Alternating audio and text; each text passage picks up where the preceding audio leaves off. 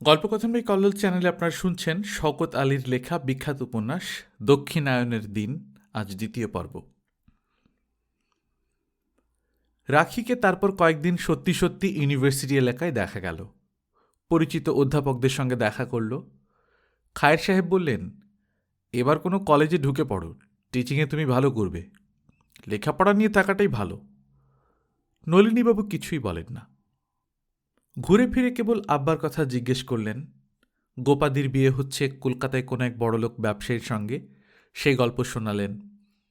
হামিদ সাহেবকে যদি বা মুখ ফুটে নিজের আবেদনের কথাটা জানালো, তো শুনে বললেন, দেখো দরখাস্ত করে, কিন্তু সেরকম কোনো জায়গা খালি রয়েছে এখানে বলে তো আমার মনে হয় না। ওপরের কর্তাদের যদি ধরতে পারো কাউকে, তাহলে হয়তো হয়েও যেতে পারে। গভর্নর হাউসে জানাশোনা কেউ নেই তোমার? অবস্থাটা দেখে শুনে রাখি দমে যাচ্ছিল। শুধু জামান সাহেবকেই ভীষণ উৎসাহিত দেখল। হেডের কাছে গিয়ে তিনি নিজেই কথাটা পারলেন, নিজেই দরখাস্তের ফর্ম ফিল আপ করলেন। শুধু একবার জিজ্ঞেস করেছিলেন, কি সাবজেক্ট অফার করবে। রাখি কখনো ভাবেনি কি নিয়ে রিসার্চ করবে। তুমি বরং এক কাজ করো, জামান সাহেব একটু পর নিজের থেকেই বললেন, একটা সোশিও কালচারাল সাবজেক্ট নাও। Political awakening of the 19th century Indian Muslims, their economic and social changes. Zaman সাহেবের দিকে তাকিয়ে রাখি কিছু বলতে পারে না। তার উৎসাহ ক্রমেই যেন বাড়াবাড়ি পর্যায়ে চলে যাচ্ছে। রাখির কাছ থেকে কোনো সাড়া না পেয়ে আবার শুধালেন, নাকি মোগল পিরিয়ড থেকে কোনো সাবজেক্ট নেবে? শাহ সুজা সম্পর্কে তোমার ইন্টারেস্ট ছিল, ওই রকম সাবজেক্টের কথা লিখব? রাখি কিন্তু অতশত ভাবছিল না, জামান সাহেবকে দেখছিল শুধু। ঘনিষ্ঠ হয়ে ঝুঁকে পড়েছেন। তার স্যুটের ছাই রং ভারী কোমল, হাতের কাছে একটুখানি চকের দাগ লেগেছে, কপালে অস্পষ্ট ঘাম, মাথার কোঁকড়ানো চুলে ফর্সা রঙে উজ্জ্বল একটা পালিশ, থুতনির কাছে একটা লাল তিল, কি যেন একটা সেন্ট মেখেছেন, মৃদু সুবাস নাকে এসে লাগছে। রাখি জামান সাহেবের প্রশ্নের উত্তরে কিছুই বলে না। গোটা ব্যাপারটা তখন তার কাছে ঘোরতর অবাস্তব লাগছে। জামান সাহেবকে ওই দিন বিকেল নাগাদ কেমন হতাশ দেখাতে লাগল। রাখি জানতো এরকম কিছু একটা হবে। জামান সাহেবের বাড়াবাড়িটা সবারই চোখে লাগছিল।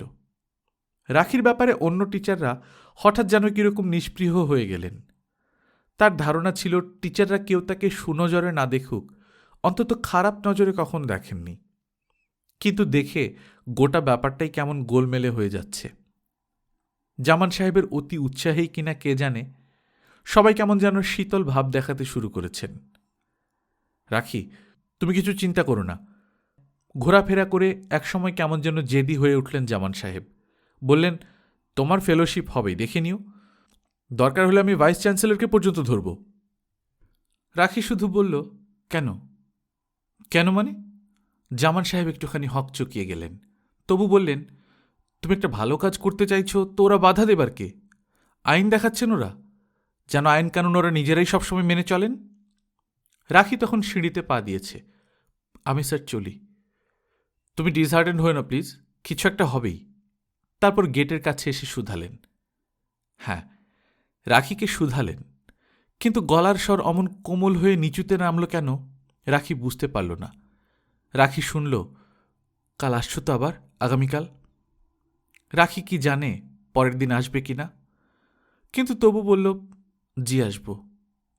সেই মুহূর্তে জামান সাহেবের মুখের দিকে তাকিয়ে অস্বস্তি বোধ করল রাখি। জামান সাহেবের চোখের ভেতর ভারী করুণ বিষাদ, কেমন যেন জড়িয়ে ধরতে চায় ওই বিষাদময় দৃষ্টি। রাখি পরের দিন আর যায়নি। বর্ষা প্রায় শেষ।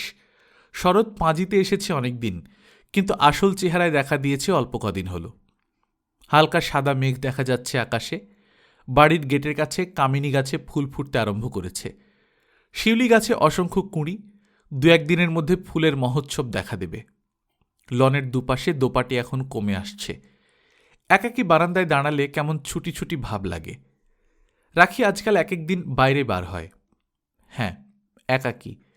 কোনোদিন নাসিমার কাছে যায়, কোনোদিন নার্গিসদের বাসায় আসে, তারপর দুজনে মিলে সিনেমা কিংবা শুধুই পথে পথে বেড়ানো।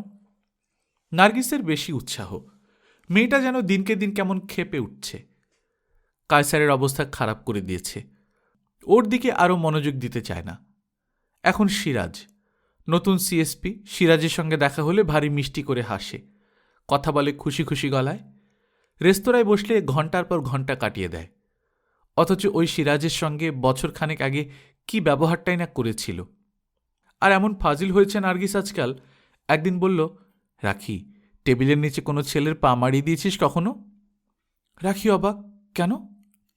একদিন কারো পা মারিয়ে দিয়ে দেখিস কি হয়। বারে, মিছিমিছি একজনের পা মারাতে যাব কেন? আহা, মারিয়ে দেখিস না একদিন। নার্গিস হাসে, বলে, দেখবি কিরকম খেলা শুরু হয়ে যায়। ফর্সা লোক হলে দেখবি টকটকে লাল হয়ে যাবে। তুই তো হঠাৎ লেগে গেছে এরকম একটা ইনোসেন্ট ভাব নিয়ে থাকলি, কিন্তু ওই বেচারার হয়ে যাবে মুশকিল। ভেবে ভেবে কুল পাবে না এটা তোর ইঙ্গিত নাকি নেহাতি অ্যাক্সিডেন্ট। রাখি নার্গিসের চোখে চোখ রাখে। তুই এরকম করেছিস কখনো? হ্যাঁ, কত। সেই স্কুলে পড়ার সময় থেকে তো কত পা মারালাম। আরেকটা কায়দা আছে।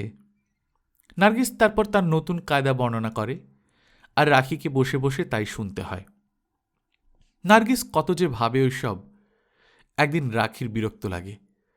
প্ল্যান করে ওইরকমভাবে প্রেম করা আর দিনরাত ওইসব চিন্তা নিয়ে থাকা কেমন করে পারে মানুষ? একদিন বলেছিল, তোর এখন ওইসব ভালো লাগে নার্গিস? কোন সব? এই যে এক্ষুনি বললি ছেলেদের নিয়ে খেলা করতে। হ্যাঁ, মজার জিনিস নেই সব। কেন, তোর ভালো লাগে না? না। রাখি নজর দূরে সরিয়ে নিয়ে জানিয়েছিল, আমার ভারী বিরক্ত লাগে। নার্গিস বিচিত্র চোখে তাকিয়ে দেখেছিল রাখির দিকে সেদিন। তারপর বলেছিল, কি জানি বাপু, তোর কি ধারণা জীবন সম্বন্ধে? আমার কিন্তু ভাই গম্ভীর আর কাঠখোট্টা হয়ে থাকা পোষাবে না। রাখি সেদিন আর কথা বাড়ায়নি। তারপর থেকে ধীরে ধীরে এড়িয়ে চলতে চেষ্টা করেছে নার্গিসকে। তবে হ্যাঁ, নাসিমাকে বেশ লাগে ওর। ওদের বাড়িতে হইচই কম, বারান্দায় বসলে শান্ত হয়ে আসে মনটা। এমনিতে ফ্ল্যাট বাড়ি, কিন্তু ভারী চুপচাপ। বারান্দার দেওয়াল জুড়ে মানি প্ল্যান্টের লতাপাতা, ঘরময় সবুজ রঙের ছায়া। আর নাসিমা অমনি ওদের বাড়ির মতোই ধীর শান্ত। কথা বলে কত কম। জিজ্ঞেস করলে বলে, না রাখি, আমার অন্য কোনো অ্যাম্বিশন নেই, আমি কিছু হতে চাই না। জীবনে যেমন আসে তেমনিভাবে গ্রহণ করার জন্য আমি তৈরি। রাখি কথাটা বুঝতে পারে না। ইউসুফের কথা মনে পড়ে যায়। জানতে ইচ্ছে করে, ইউসুফকে নিয়েও কি তোর কোনো অ্যাম্বিশন নেই? কিন্তু কিছু বলে না। লাভ নেই কোনো ব্যাপারেই ওর নিজের কোনো মত নেই। ইউসুফ একটা মফস্বল কলেজে চাকরি নিয়েছে, ওর একটা ভালো চাকরি জুটুক, শুধু এই জন্যে ওর অপেক্ষা। তারপর আবার কি? মানুষের জীবন যেরকম হয় আমারও তেমনি হবে। ঘর সংসার পাতব, স্বামীকে ভালোবাসবো, ছেলেপুলে মানুষ করব, এই তো সবাই চায়, বল, চায় না? রাখির দিকে তাকিয়ে নাসিমা শুধায়। রাখি চুপ করে থাকে। সত্যি কি সবাই তাই চায়? সে নিজে কি তাই চেয়েছে? বিয়েটা কি খুবই দরকার? বিয়ে করে সুখী হওয়াতেই কি জীবনের আসল সুখ? কই, সে নিজে তো কখনো সেরকম ভাবেনি। আর ভালোবাসা কাকে বলে নাসিমা? ইউসুফকে যদি না পাস তুই, তাহলে কি তোর সুখ উবে যাবে? তাহলে কি ভাববি জীবনের সমস্ত স্বাদ ব্যর্থ হয়ে গিয়েছে? মনে মনে বলে এসব রাখি। নাসিমা জানতে পারে না। পারলেও অবশ্যই নাসিমা কিছু মনে করত না। আর নাসিমাকে সেজন্যই ওর ভালো লাগে।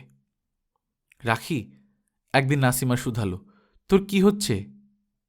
কি হচ্ছে মানে? রাখি হাঁ হয়ে থাকে। মানে বিয়ে না চাকরি? রাখির হাসি পায় তখন, বলে, কি জানি, আমিও তোরই মতো ভবিষ্যতের কাছে হাত পেতে বসে আছি। যা পাই তাতেই আমার চলবে। শুধু তোর ইউসুফ আছে, আমার কেউ নেই। নাসিমা অস্পষ্ট হাসে, বলে, সত্যি কেউ নেই? রাখির তখন চিন্তা হয়, সত্যি কি কেউ নেই? তার এই 21 বছর বয়স হল, সুন্দর চেহারা, এমন স্বাস্থ্য। হ্যাঁ, স্বাস্থ্য বলতে কি বোঝায়? রাখির রাগ হয় শব্দটা শুনলে। খবরের কাগজের লোমনাশক সাবানের বিজ্ঞাপন যেন। হ্যাঁ, এই চেহারা আর স্বাস্থ্য, এই নিয়ে সে 21 বছর পর্যন্ত চলে এলো। এর মাঝে কি কেউ নেই? কেউ কি এসেছিল তার জীবনে? রাখি যখন ভাবে, তখন ক্লাসের সব ছেলে মেয়েদের মুখ একসঙ্গে ভেসে ওঠে।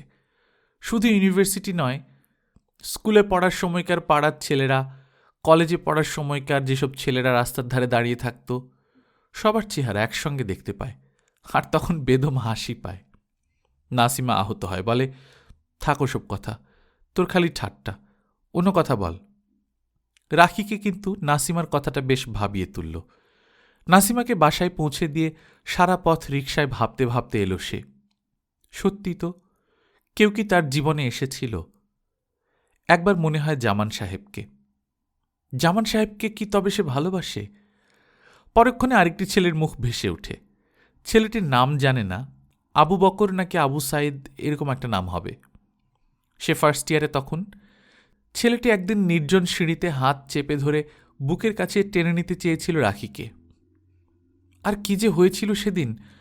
অমন যে ধীর, শান্ত, ভীতু ভীতু চেহারা রাখি, সেই রাখি সেই দিন ভয়ানক ক্ষেপে গিয়ে চট থাপ্পড় মেরে আঁচড়ে খামচে একাকার করে দিয়েছিল ছেলেটিকে। কান্নাকাটি করে সে এক ভয়ানক সিন। আর ওই রকম চিৎকার শুনে চারদিক থেকে অন্য ছেলেরা ছুটে এসে কি মার ছেলেটাকে। বেচারাকে ইউনিভার্সিটি থেকে চলেই যেতে হলো।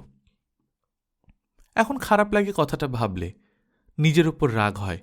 কি হতো? হাত ধরেছিল, কাছে টেনেছিল, তাকে শান্তভাবে বুঝিয়ে দিলেই সে পারত। বেচারা গাঁয়ের বড়লোকের ছেলে, মাথা ঠিক রাখতে পারেনি। সে নিজে অতটা না করলেও পারত। কতদিন ছেলেটার আহত রক্তাক্ত মুখ তার মনের মধ্যে হানা দিয়ে ফিরেছে। নাকি সেই ছেলেটাই? রাখির এখন চিন্তা হয়, সেই ছেলেটাকেই কি নিজের অজান্তে তার ভালো লেগেছিল? ভালো না লাগলে তার জন্য কষ্ট হয়েছিল কেন পরে? কেন তার কথা ভেবে খারাপ লাগত? কে জানে। রাখি বলতে পারে না কেউ এসেছিল কিনা তার জীবনে। এক এক সময় কিরকম মনে হয় কেউ যেন আছে, আছে একটি অপরিচিত মানুষ, যার দীর্ঘ দেহ সে মনের ভেতর দেখতে পায়, যে আছে আবছা ছায়ার আড়ালে, যার হাত দেখতে পায়, পা দেখতে পায়, দূর থেকে দেখা কুয়াশার মধ্যে একটা সিলুয়েটের মতো ছায়াও দেখা যায়, কিন্তু মুখটা দেখা যায় না, মুখ স্মরণ করতে পারে না। সে একবার মনে হয় জামান, পরক্ষণে মনে হয় না জামান নয়, বোধহয় আবু বকর না আবু সাইদ, নাকি অন্য কেউ, যে ছিল কাছাকাছি, যে তার অজ্ঞাতে মনের ভেতর একটা ছায়া রেখে গেছে শুধু, যাকে ধরতে পারছে না সম্পূর্ণ করে, অথচ সে সব সময় রয়েছে তারই কাছাকাছি। কে সে? ভাবতে ভাবতে রাখি হয়রান হয়ে যায়। শেষে নিজের ওপরই বিরক্তি হয়। তোর কিসব ভাবতে আরম্ভ করেছে সে আজকাল? এসব ভাবনা তো তাকে কোনোদিন ভাবতে হয়নি। আলসেমিতে থাকলে বোধহয় এই হয়। নাসিমা, নার্গিস ওদের সঙ্গে ঘোরাফেরা করলে এসব উদ্ভট চিন্তা ঘুরে ফুরে এসে মনের মধ্যে হানা দেবেই। সুতরাং সে বাইরে বেরোনো বন্ধ করে দিল, বরং সংসারের কাজের দিকে মন দেবে বলে ঠিক করল। আর সেই সঙ্গে খবরের কাগজের বিজ্ঞাপন দেখে একটার পর একটা দরখাস্ত ছাড়তে লাগল। কিন্তু মজা হলো, বাইরের দরজা বন্ধ করে দিলেই কি আর বাইরের পৃথিবীটা উবে যাবে? একদিন আব্বা এসে খবর দিলেন, রমজান সাহেবের মেয়ের বিয়ে হচ্ছে শিগগিরই। রমজান সাহেব মানে নাসিমার আব্বা। রাখির অবাক লাগে, কি মেয়ে নাসিমা ভাবো, বিয়ে এত কাছে কিন্তু খবরটা তাকে জানায়নি। তবে কি ইউসুফ কোনো ভালো চাকরি পেল? আরেকদিন আব্বা এসে জানালেন, সেজান আর বাবর আলীর মুক্তির দাবিতে প্রসেশন বেরিয়েছে দেখলাম। আরেকদিন হাসান ভাই এসে বললেন, জানো রাখি বিবি, তোমার জন্য একটা চাকরি ঠিক করতে যাচ্ছি, বেশ মোটা মাইনের চাকরি, করবে তো? এইসব খবর রাখিকে ভাবায়। আবার বারান্দায় এসে দাঁড়ায় সে, দেখে রাস্তায় চলমান মানুষ, শরৎকালের নীল আকাশ, ইউক্যালিপটাসের দোল খাওয়া ডাল, আর কেমন যেন আচ্ছন্ন হয়ে যায়। একদিন দেখে লনের ওপর এক ঝাঁক প্রজাপতি উঠছে। কোথায় দূরে একটা পাখি ডেকে যাচ্ছে অনেকক্ষণ ধরে, ভারী তীক্ষ্ণ গলার স্বর, কিন্তু দেখা যায় না পাখিটাকে, বোধহয় দোয়েল। রাখি এদিক ওদিক তাকিয়ে খুঁজে দেখে পাখিটাকে। আর এমনই একাকী সময়ে একদিন সে বেরোল। না, কারো কাছে যাবে না, একাকী ঘুরবে রাস্তায় রাস্তায়। কিন্তু রাস্তায় ঘোরা হলো না, মাঝপথে সুমিতার সঙ্গে দেখা হয়ে গেল। সুমিতা কোথায় যেন যাচ্ছে, ঘাড়ে একটা ব্যাগ ঝোলানো, রিকশার অপেক্ষায় দাঁড়িয়ে আছে। সুমিকে দেখে রাখি রিকশা থামালো। কতদিন সুমির সঙ্গে দেখা হয় না। ওর হোস্টেল ইউনিভার্সিটির কত কাছে, কিন্তু গত 4 বছরে যে কদিন ওর সঙ্গে দেখা হয়েছে তা হাতে গোনা যায়। রিকশায় উঠে শুধালো, কিরে তোর ব্যাগে কি? কিছু নাই, সামান্য কাগজপত্র। তুই কোথায়? এমনি ঘুরছি। তোর পরীক্ষার খবর কে যেন বলছিল। সেদিন সুমিতা জানায়, বলে সময় হয় না, হাসপাতালের কাজের চাপ বেড়েছে, এদিকে আবার রাজবন্দীদের মুক্তির জন্য ছোটাছুটি যাচ্ছে। ভেবেছিলাম যাব একদিন। বুবু কেমন? ভালো। কি করবি এবার? রাখি ধাক্কা খায় মনে মনে। ওই এক প্রশ্ন, কি করবি এবার? কিছু বলে না রাখি, সুধায়, এদিকে কোথায় যাচ্ছিলি? পরক্ষণে মনে পড়ে সুমির আবার কিছু কিছু রাজনীতির সঙ্গেও সম্পর্ক আছে। বলে, পার্টির কোনো ব্যাপার নাকি? সুমি হাসে, না, রাজনীতির ব্যাপারে তোর অ্যালার্জি হয় নাকি আজকাল? রাখি বুঝতে পারে না, বলে, কিরকম? আজকাল ছেলেমেয়েরা রাজনীতি করছে দেখলে লোকে ঠাট্টা করে। সে যাক, যাবে আমার সঙ্গে? কোথায়? দূরে নয়, কাছেই। পেইন্টিংয়ের একটা এক্সিবিশন হচ্ছে প্রেস ক্লাবে। রাখির এমনিতেই কোনো কাজ নেই, ভাবল বেশ তো, ছবি টবি দেখা যাবে, নতুন ব্যাপার হবে একটা। তবু জিজ্ঞেস করে, খুব অ্যাবস্ট্রাক্ট কিছু নয় তো? সুমি হাসে, কেন? আমি ওই অ্যাবস্ট্রাক্ট ছবি একদম বুঝতে পারি না। প্রেস ক্লাবের গেটের কাছে পৌঁছে দেখে নার্গিস, সঙ্গে সিরাজ আর কায়সার। ওরা তিনজনে দাঁড়িয়ে দাঁড়িয়ে কথা বলছে। রাখিকে দেখে নার্গিস হেসে উঠল, কিরে তুইও এসেছিস? রাখিকে কায়সার শুধালো, কি খবর, ভালো? হ্যাঁ, ঘাড় কাত করে রাখি। মৃদুস্বরে পাল্টা শুধায়, আপনি ভালো? সিরাজও পাশ থেকে জিজ্ঞেস করে, কি খবর? রাখি জবাবে হাসে শুধু। নার্গিসের কাণ্ড দেখে ভারী অস্বস্তি লাগছে এখন তার। কি কাণ্ড দেখো, দুই প্রেমিককে দুপাশে নিয়ে এক্সিবিশন দেখতে এসেছে। একবার ভাবল সুমিকে বলবে কথাটা। সুমি তখন বারান্দায় উঠে গেছে। কাছাকাছি এগিয়ে এসে ডাকে, সুমি শোন। ওই সময় সে চোখটা ডাইনে ফিরিয়েছে, আর অমনি চমকে উঠে স্থির হয়ে দাঁড়িয়ে পড়তে হলো তাকে। হ্যাঁ, গেটের ডান দিকে লনের উপর দাঁড়িয়ে আছে লোকটা, কার সঙ্গে যেন কথা বলছে। দাঁড়ালি কেন, আয়, অনুচ্চ গলায় ডাকে তখন সুমি। সুমির ডাকে চমক ভাঙে রাখির। প্রায় বিভ্রান্ত স্বরে জবাব দেয়, হ্যাঁ চল। পেইন্টিংয়ের এক্সিবিশন, বন্যার্তদের সাহায্যের জন্য সম্ভবত কয়েকজন শিল্পীর এই আয়োজন। কামরুল হাসান, আমিনুল ইসলাম, রশিদ চৌধুরী, আরও যেন কে কে, রাখি সবার নাম জানে না। সুমিতা মনোযোগের সঙ্গে ছবি দেখছিল। ইতিমধ্যে নার্গিস এসেছে, কোন সময় পাশে এসে দাঁড়িয়েছে টের পায়নি। ফিসফিস করে নিজের থেকেই বলে চলেছে, যেন রাখিকে ছবি বোঝাবার দায়িত্বটা তার উপর দিয়ে রেখেছে কেউ। একটা ছবির সামনে দাঁড়িয়ে বলল, দেখ, একেই বলে এক্সপ্রেশনিজম। সেই যে ভ্যানগগ একটা ফিল্ম এসেছিল ঢাকায়, দেখিসনি? লাস্ট ফর লাইফ, ওই ভ্যানগগ।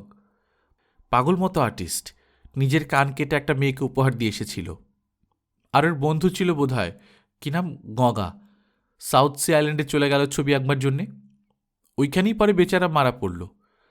ওরাই হলেন এক্সপ্রেশনিজমের সার্থক শিল্পী। কে শোনে কার কথা, স্নবারির চূড়ান্ত একেবারে। সিরাজকে ওদিকে আবার কায়সার বোঝাচ্ছে। আমিনুল কেন যে কিউবিজমের দিকে ঝুঁকল, ওদিকে তোর হাত খোলে না। নার্গিস যেন মুগ্ধ হয়ে গেছে এমন ভাব করছে, উচ্ছ্বসিত হয়ে বলছে, উফ, বিউটিফুল, দেখো দেখো এই ছবিটি দেখো, কি সুন্দর ড্রয়িং, রঙের কাজে কি কম। তবে বোধহয় এখানে ভার্মিলিয়ন রেডটা না দিলেই পারত। দেগার একটা এরকম ছবি দেখেছিলাম, দেগা কিউবিস্ট না? কায়সারকে বোধহয় জিজ্ঞেস করছিল। কায়সার জবাব দিল, তুমি বোধহয় ডালির কথা বলছো, তবে পিকাসো আর ব্র্যাক। রাখি বাকিটুকু শুনতে পেল না। সুমিতা হাত ধরে টানল, এদিকে আয়, কিসব বকবকানি শুনছিস? রাখি আসলে কিছুই শুনছিল না, কেবলই সেজানের কথা মনে আসছিল। কেবলই মনে হচ্ছিল এই এক্ষুনি এসে পড়বে সেজান, এসেই শুধাবে, কি করবে এবার, এমএ পাস তো হলো। সেজানের অন্য কোনো কথা মনে নেই, শুধু ওই একটা কথাই আছে। মণি ভাইয়ের ঘাড়ে হাত রেখে শুধাচ্ছে, কি করবে এবার রাখি? বারবার করে মনে পড়ে, ঘুরে ফিরে ওই একটা আশঙ্কা চমকে চমকে উঠতে থাকে মনের ভেতর। কতদিন পরে আজ দেখল। রাখিকে কি দেখেছে সেজান? দেখল কি চিনতে পেরেছে? রাখি, তোর কি হলো? সুমিতা জিজ্ঞেস করে, কি ভাবছিস? রাখির যেন সম্বিত ফেরে, বলে, কই না তো, কিছু ভাবছি না তো। আয় ওদিকে যাই। রাখি তখন সেজানকে দেখতে পাচ্ছে।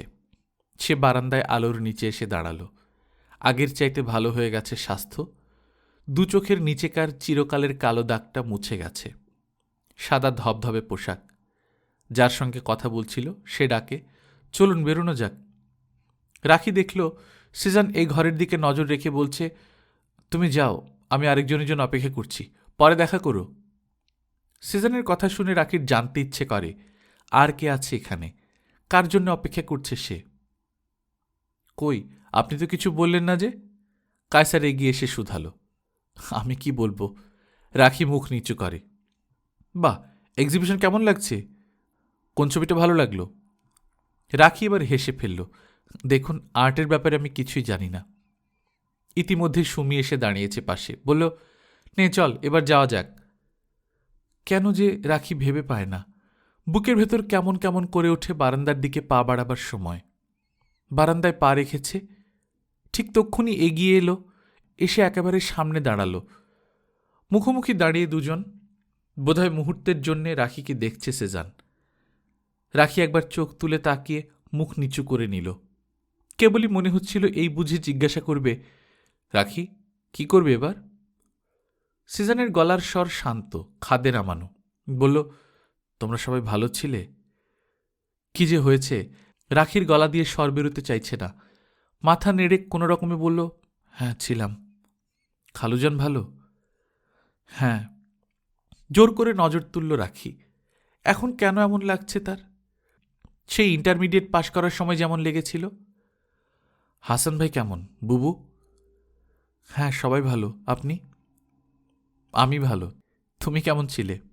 সেজান হেসে উঠল এবার, বলল, দেখো কতদিন পর দেখা হলো, আর মজার ব্যাপার আজই আমি ছাড়া পেয়েছি। রাখিকেও হাসতে হয় তখন, বলে, বাসায় যাবেন? আব্বা আপনার কথা প্রায় বলেন। হ্যাঁ যাব, আজই যাওয়া উচিত ছিল। খালুজানকে আমার কথা বলো। আচ্ছা চলি।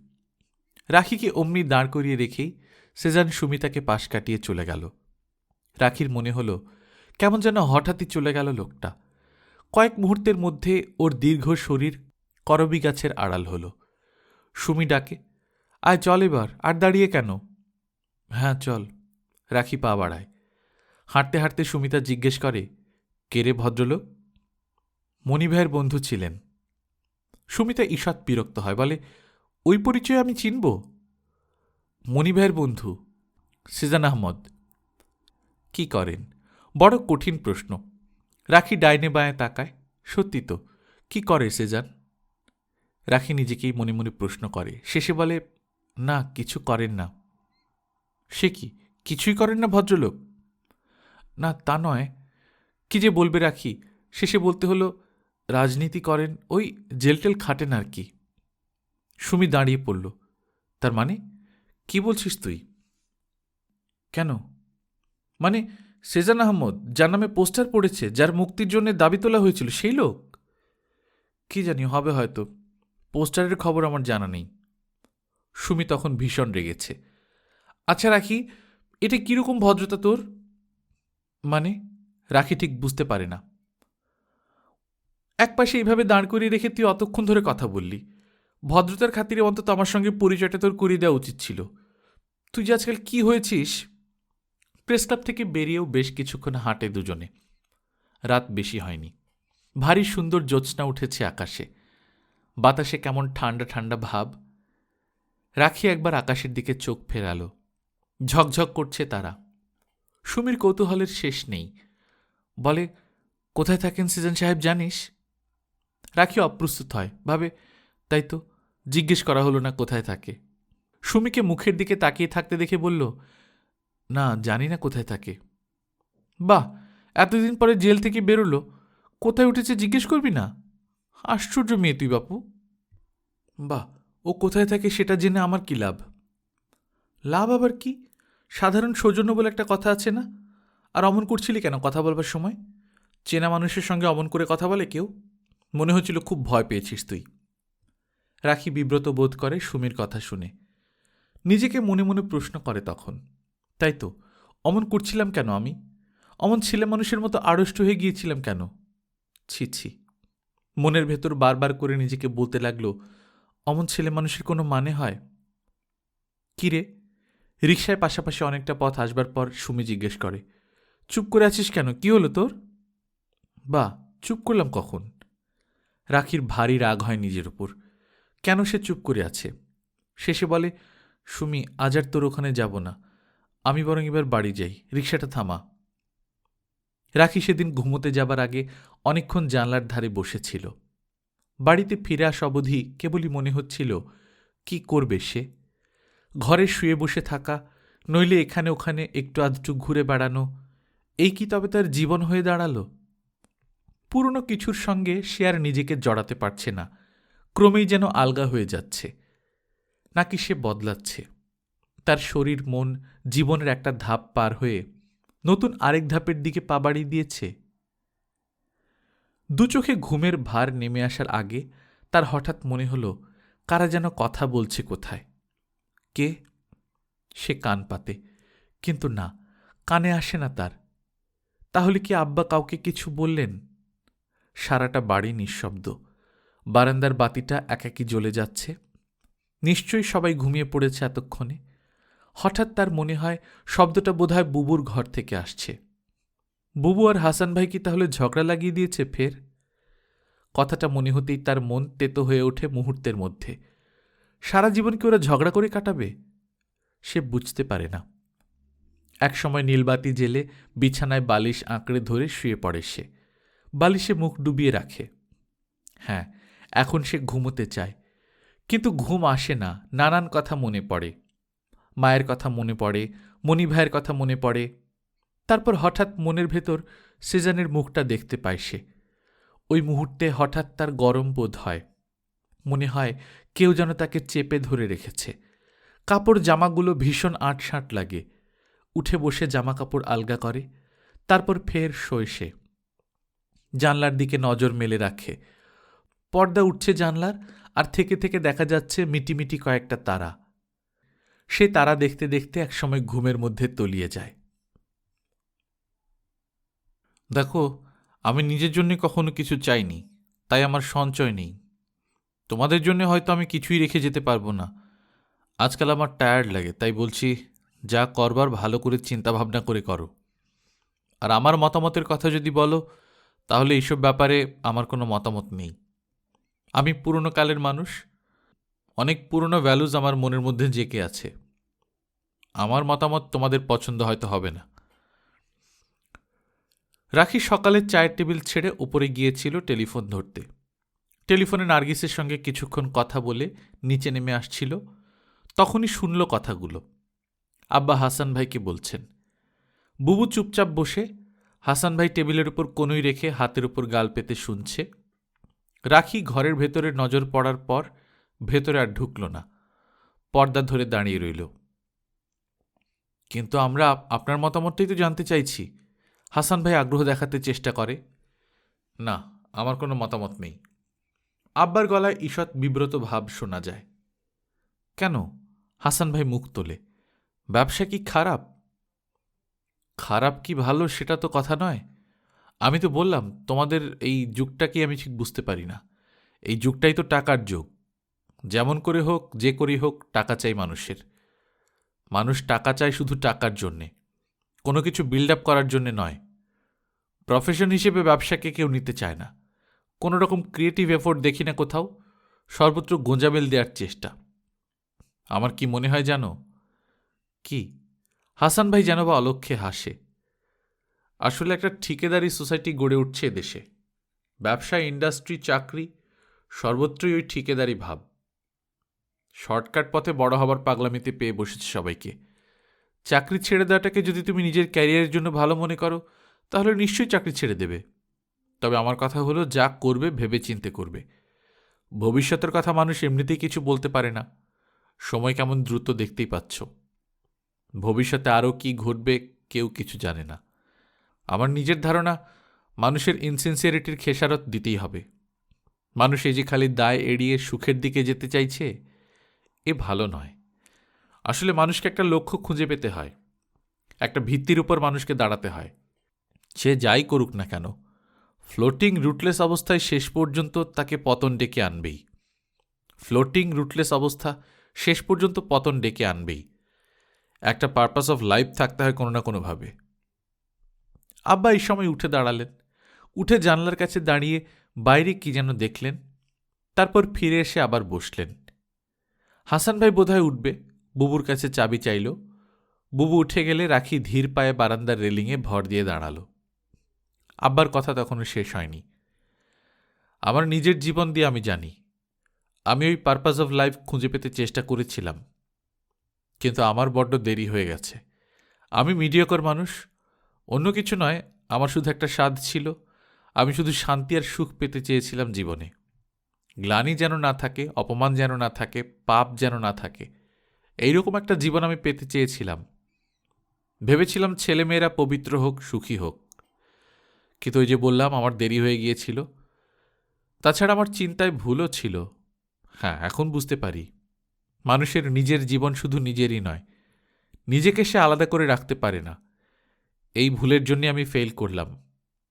মনির মৃত্যুই আমার ফেইলিওর চোখে আঙুল দিয়ে দেখিয়ে দিল। হাসান ভাই মাঝখানে মৃদুস্বরে কি যেন বলে, ওই সময় রাখি পুরো শুনতে পায় না। এখন রয়েছ তোমরা, আমার শুধু একটা ইচ্ছে, তোমরা সুখী হও। আমার আর কদিন, আর কিছুই চাওয়ার নেই আমার। তোমাদের কাছে এইটুকুই শুধু প্রত্যাশা, তোমরা সুখী হতে চেষ্টা করো। টাকা পয়সা বেশি হোক কি কম হোক তাতে কিছু এসে যায় না, শুধু তোমরা সুখী হও, এইটুকুই আমার স্বাদ। আব্বা, আমি উঠবো এবার। হাসান ভাই উঠে দাঁড়ায়। একটু বসো, আমার আরেকটা কথা আছে। এত সব কথা যখন উঠেই গেল, কথাটা হয়ে যাক। আমি জানি না। আব্বার কথা ধীর হয়ে আসে। রাখি শুনল, তার কথা বলছেন আব্বা। তোমরা রাখির কথা ভেবেছ কিনা, কিন্তু আমার মনে হয় ওর সম্বন্ধে ভাববার সময় হয়েছে। ওর বিয়ের কথা বলছেন তো? হ্যাঁ, বিয়ের কথা বলতে পারো, তবে ঠিক বিয়ের কথাই শুধু নয়, ওর গোটা ভবিষ্যৎ সম্বন্ধেই ভাবনা হয় আমার। আমি চাই না এক্ষুনিও বিয়ে করুক, কিন্তু সেই ভাবনাটিও হচ্ছে এক এক সময়। রায়হান সাহেব তার ছেলের জন্য বলেছিলেন, ছেলেটি বিলেতে ডাক্তারি পড়ছে, এবছরই দেশে ফিরবে। আমি কিছু বলিনি, আমার কিছু বলবারও নেই। এই ব্যাপারে রাখি প্রথম কথা বলবে, তারপর তো তোমরা রয়েছই। আমার মনে হয় তোমরা এই বিষয়ে খোঁজখবর করতে পারো। হাসান ভাই হেসে উঠল যেন। আপনি মিছিমিছি ভাবছেন, রাখির বিয়ে কোনো প্রবলেম নয়। অনেকেই আমার কাছে রাখির ব্যাপারে খোঁজখবর নিতে এসেছে।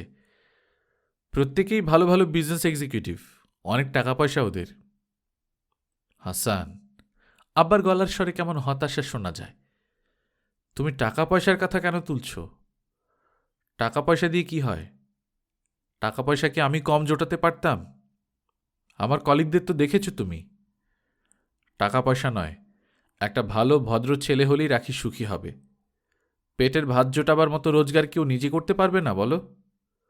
যদি চাও তাহলে তেমন একটি ছেলের খোঁজ করো, আর real man with human qualities. কেন, টাকা পয়সা যাদের থাকে তাদের কি হিউম্যান কোয়ালিটিস নেই? হাসান ভাইয়ের প্রশ্নটা বারান্দা পর্যন্ত চলে আসে। বাহ, থাকবে না কেন? কিন্তু আমার কথা হলো, টাকা পয়সা থাক বা না থাক, বেশি থাক বা কম থাক, তাতে কিছুই আসে যায় না।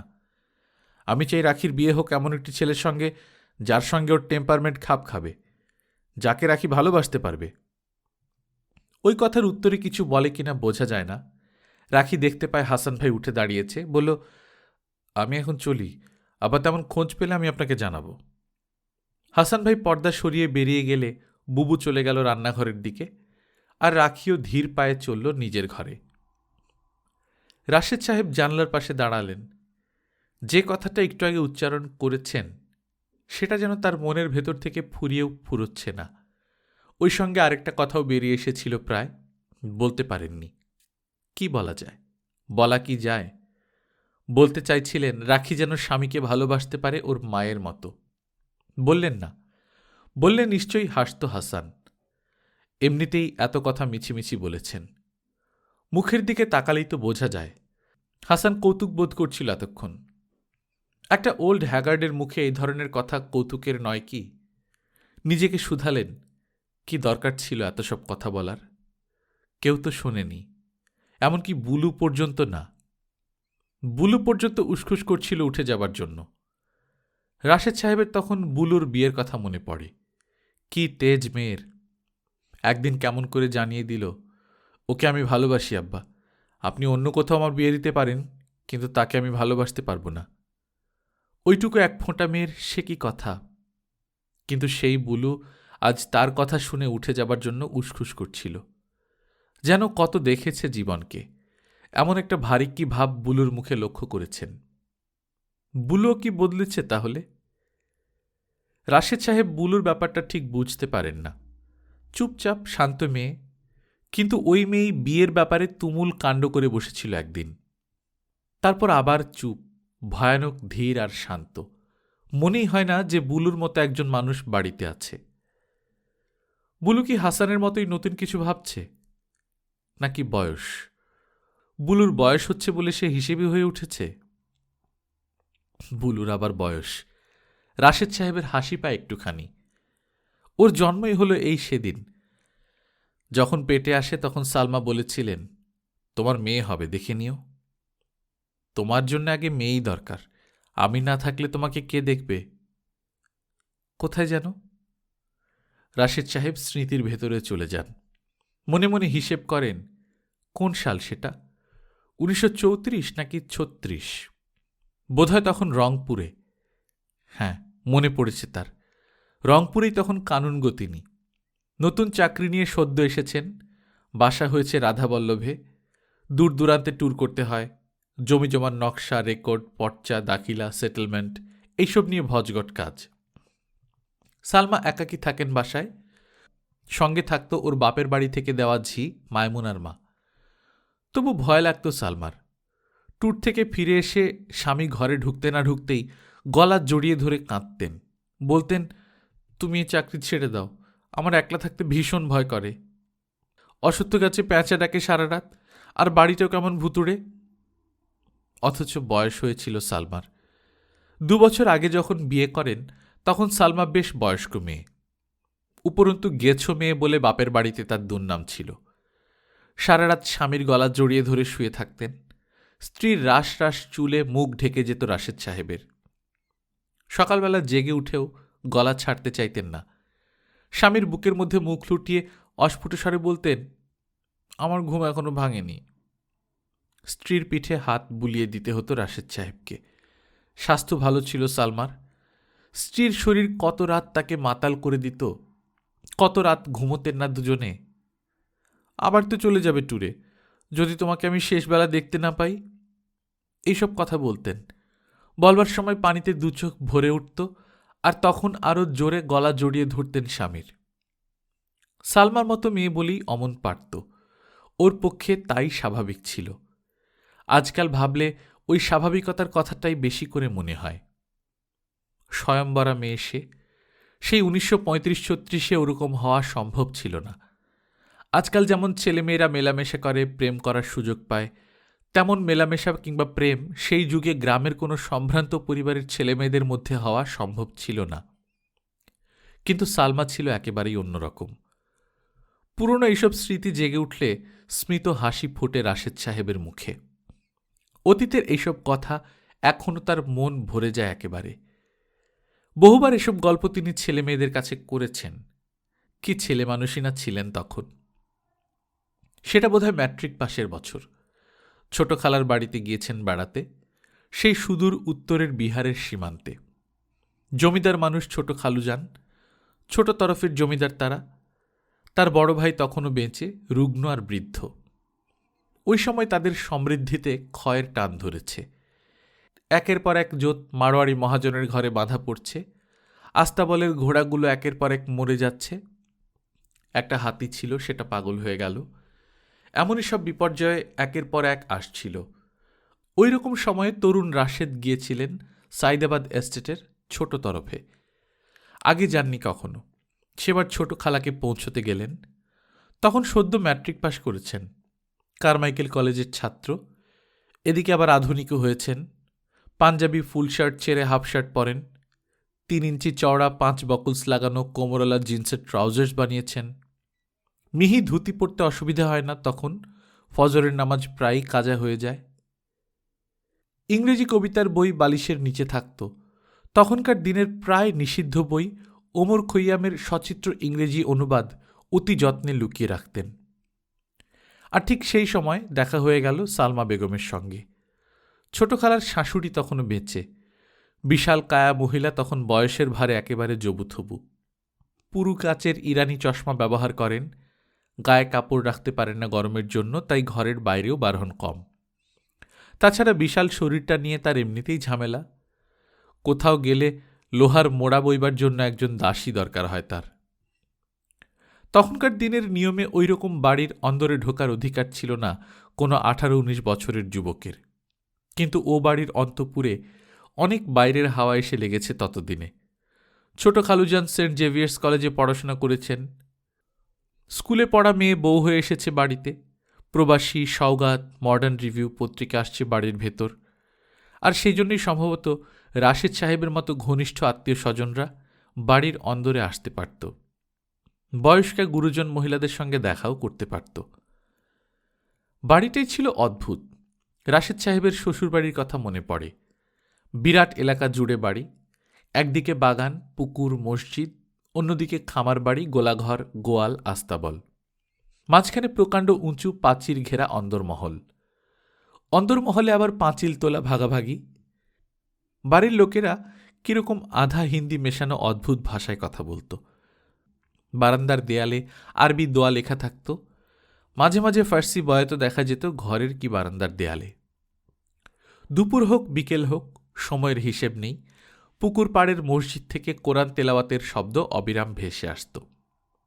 বড় বড় কানওয়ালা ছাগলের নিস্পৃহ বিচরণ, থামের মাথায় ছাদের কার্নিশে অনবরত কবুতরের বকবকম, ছেলেমেয়েরা ছোটাছুটি করছে, উঠোনে কে যেন চালের না ভুট্টার গুঁড়ো শুকোতে দিয়েছে। মুখে বসন্তের দাগ, কালোমতো একটা ছেলের হাতে লম্বা লাঠি নিয়ে হাঁস মুরগি তাড়াচ্ছে। উঠোনময় কটা রাজহাঁস মেজাজি চালে ঘুরে বেড়াচ্ছে। এই সব একসঙ্গে মনে পড়ে রাশেদ সাহেবের। এক টুকরো ছবি যেন।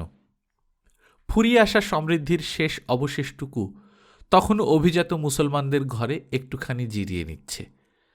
দীর্ঘ কষ্টকর যাত্রা আরম্ভের আগে নিঃস্ব বৃদ্ধের একটুখানি গা বিছিয়ে গড়িয়ে নেওয়া যেন। গোলেস্তা বোস্তা পড়া মন্থর দুপুর, কারবালা জঙ্গের পুঁথি পাঠে মর্মরিত জ্যোৎস্না ছলছল রাত্রি, আজানের দিগন্ত কাঁপানো সুবহে সাদেক আর সন্ধ্যারাতের কাওয়ালি মজলিস, সব একসঙ্গে মনে পড়ে রাশেদ সাহেবের।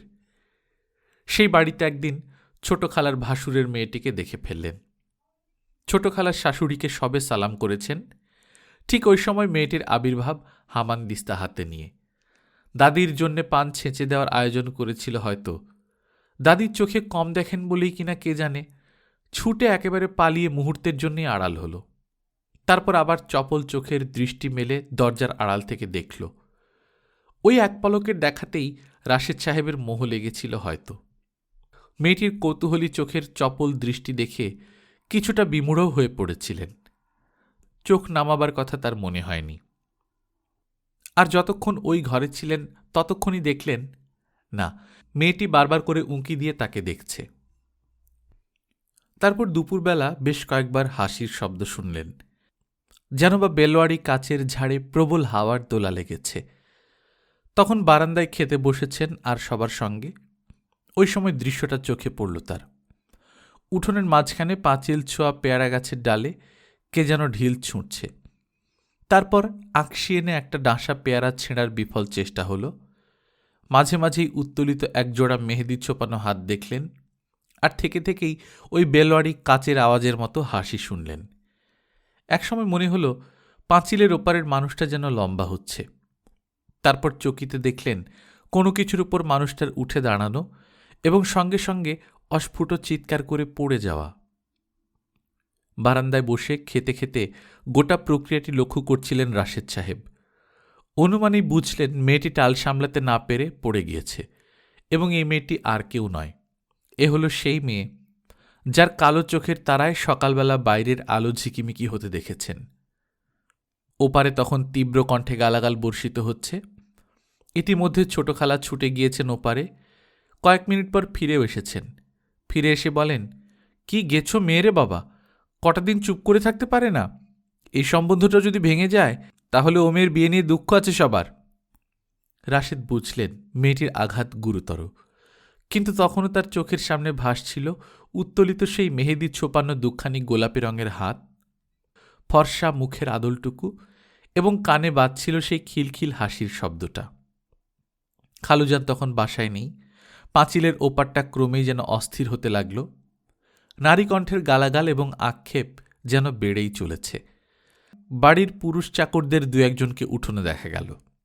রাশেদ যখন ছটফট করছেন, তারও ইচ্ছে হচ্ছে তিনিও কিছু করেন মেয়েটির জন্য। বারবার করে মনে পড়ে তার সুটকেসে আয়োডেক্সের কৌটো আছে, কিন্তু মুখ ফুটে কাকে বলবেন সে কথা। তার এই সময় বেড়াতে যাবার কথা। ছোট খালা এসে বললেন, তুই বরং নাই বেরোলি আজ। বাড়িতে পুরুষ মানুষ কেউ নেই, গোমস্তাকে পাঠানো হয়েছে ডাক্তারের কাছে। যদি না পায় তাহলে তোকে কিষেনগঞ্জ যেতে হবে। ছোট খালা যাবার সময় নিজের মনে মন্তব্য করলেন, ও মেয়েকে বেঁধে রাখা দরকার, বিয়ের কথাবার্তা চলছে এই সময়। চলে যাচ্ছিলেন তখন ডাকলেন রাশেদ, বললেন, আমার কাছে আয়োডেক্সের মলম আছে, মালিশ করে দিলে উপকার হতে পারে। শিগগির দে, এতক্ষণ বলিসনি কেন? রাশেদের তখন মনে হয়েছিল ভাগ্যিস তিনি ফুটবল খেলতে শিখেছিলেন, নইলে সুটকেসে ভরে কে আয়োডেক্স নিয়ে ঘুরে বেড়ায়। পরের দিনই ফিরে যাওয়ার কথা, কিন্তু পরের দিন তো হলই না। তার 7 দিন পরও রওনা হতে পারলেন না। কেন এখন ঠিক মনে করতে পারেন না, কিন্তু এটুকু মনে আছে ওই কদিন ভারী দুশ্চিন্তায় কেটেছিল তার। তারপর একদিন শুনলেন সালমা সেরে উঠেছে। 2 দিন পরেই সে দাদির ঘরে খুঁড়িয়ে খুঁড়িয়ে পান ছেঁচে দিতে এলো। মাথা নিচু করে হামানদিস্তায় আরও বেশি শব্দ তুলে অস্পষ্ট স্বরে জানিয়েছিল সালমা, না, ব্যথাটা এখন আর নেই। সেই প্রথম কথা। তারপর থেকে রাশেদ প্রায় রোজই সকালবেলা দাদির ঘরে যেতে লাগলেন। দাদিকে আলিফ লায়লার কিস্সা পড়ে শোনালেন আর সালমার কাছাকাছি হতে চেষ্টা করলেন। পান ছেঁচে পিরিচে করে এনে সে দাদির পায়ের কাছে এসে বসত আর রাশেদের কথা শুনত। গল্পকথন বাই কল্লোল চ্যানেলে আপনারা শুনছিলেন শওকত আলীর লেখা বিখ্যাত উপন্যাস দক্ষিণায়নের দিন। আজ দ্বিতীয় পর্ব। আমরা নিয়মিত গল্প পাঠ করে শোনাচ্ছি। আপনারা যারা প্রথমবার মতো শুনছেন কাইন্ডলি সাবস্ক্রাইব করে নেবেন। গল্প পাঠ ভালো লাগলে বন্ধুদের সাথে শেয়ার করবেন। নিজে ভালো থাকবেন, আশপাশের লোকজনকে ভালো রাখবেন। টাটা।